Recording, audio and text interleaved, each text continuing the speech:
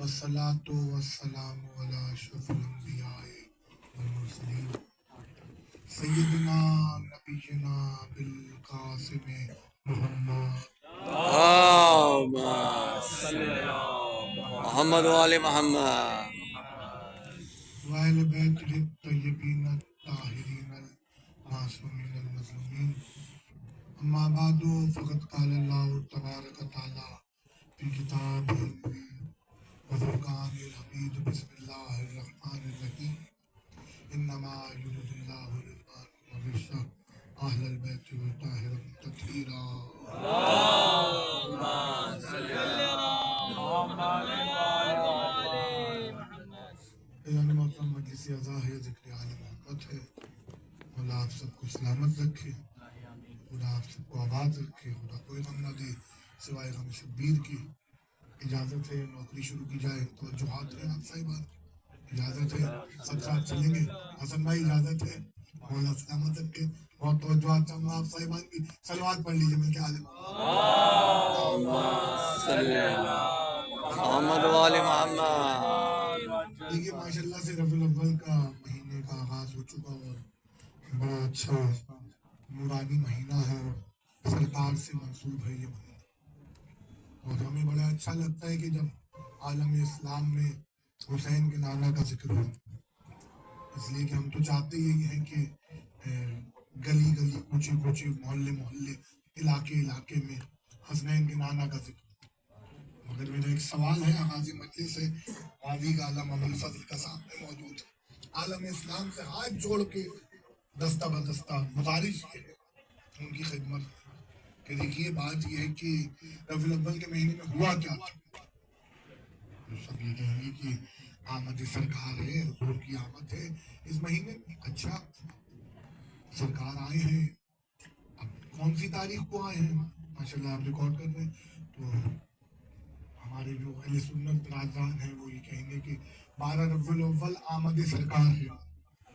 اور اسنا عشقی مکتب فکر سے تعلق آپ سب رکھتے ہیں تو آپ کہیں گے 17 ربیع الاول آمد حضور ہے سرکار کی آمد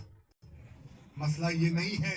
کہ 12 کو آمد ہے سرکار کی یا 17 کو آمد ہے اس کی وجہ یہ ہے یہ تو پورا مہینہ ہی سرکار کا ہے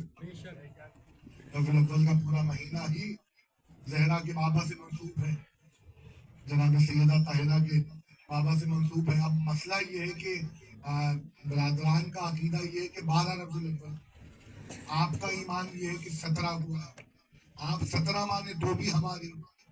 آپ 12 مانے تو بھی ہماری اس لیے کہ 12 کا عدد بھی آئمہ سے منسوب ہے اور 17 کا عدد تو ویسے ہی آل محمد سے منسوب ہے 5 پنجتن 12 امام ملا لو تو 17 کا عدد مکمل ہو جاتا ہے دادا قربان کر دو عزت آل محمد کے اوپر بس ایک سوال تھا عالم اسلام کی خدمت میں یہی سے بات کو آگے بڑھاؤں گا کہ دیکھیے بات یہ ہے کہ جب بھی کسی گھر میں کسی بچے کی آمد ہوتی ہے نا تو کبھی بھی مبارکباد بچے کو نہیں دی جاتی بڑے کو دی جاتی ہے جو گھر کا بڑا ہوتا ہے جو گھر کا بزرگ ہوتا ہے اس کو آپ کہتے ہیں میاں مبارک ہو جناب والا مبارک ہو آپ کو آپ کے گھر میں بچے کی آمد ہو اچھا میں ایک منظر پیش کروں آپ کے سامنے اور یہیں سے بات کو آگے بڑھاؤں گا دیکھیے اگر میں خدا کی قسم 3 شعبان ہو آئے ہے اور مجھے کربلا میں رش کم نظر آئے اور نجف میں رش زیادہ نظر آئے تو عقل کا تقاضا یہ کہتا ہے کہ 3 شعبان تو اس ہستی کا دن ہے جس کی آمد ہے آمد حسین کا دن اور کربلا میں میرا مولا موجود ہے ایسا ہی ہے اب کربلا میں رش کم ہے 3 کو مثال دے رہا اور نجف میں رش زیادہ ہے تو عقل یہ کہتی ہے کہ وہ جو عزادار ہیں وہ جو مومنین ہیں وہ جو چاہنے والے ہیں وہ بارگاہ امیر المومنین میں ہدیہ تہنیت پیش کرنے گئے ہیں ہدیہ تبریک پیش کرنے گئے مولا آپ کو بیٹے کی آمد کی مبارک ہو اس لیے کہ مبارکبادی کبھی بھی اس فرد کو نہیں دی جاتی جس کی آمد ہوتی ہے مبارکبادی ہمیشہ گھر کے سرپرست کو دی جاتی ہے اب چاہے ماں کو آپ جا کے مبارکبادی پیش کریں یا باپ کی بارگاہ میں مبارکبادی پیش کریں یا نانا کی بارگاہ میں یا نانی کی بارگاہ میں یا دادا کی بارگاہ میں یا دادی کی بارگاہ میں، سوال عالم اسلام سے بس اتنا تھا کہ محمد چاہے 12 ربیع الاول کو آئے، محمد چاہے 17 ربیع الاول کو آئے، آپ مبارکبادی حضور کی خدمت میں نہیں پیش کریں گے کہ سرکار آپ کو آپ کے آنے کی مبارک ہو، ایسا نہیں ہوگا۔ یہ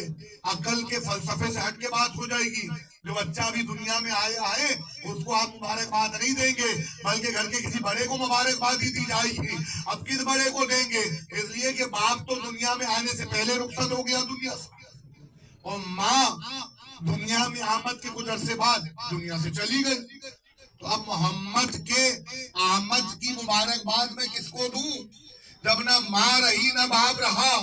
تو پھر پوچھے نا تاریخ آدم و عالم سے کہ کس نے نبی پال کے امت کو دے دیا،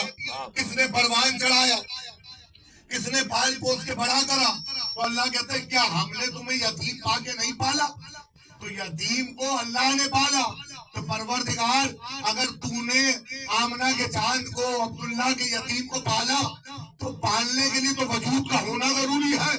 کیا تو جسم و جسمانیت کا مرکب بن کے مکے کی سرزمین پہ نازل ہوا تھا محمد کو پالنے کے لیے؟ تو اس کا جواب یہ آئے گا انسان تو کتنا جاہل ہے، تو کتنا بے علم ہے، تجھے اتنی بھی عقل نہیں ہے کہ اگر میں وجود رکھ لوں گا، جسم و جسمانیت کا مرکب ہو جاؤں گا تو پھر میں اللہ نہیں رہوں گا،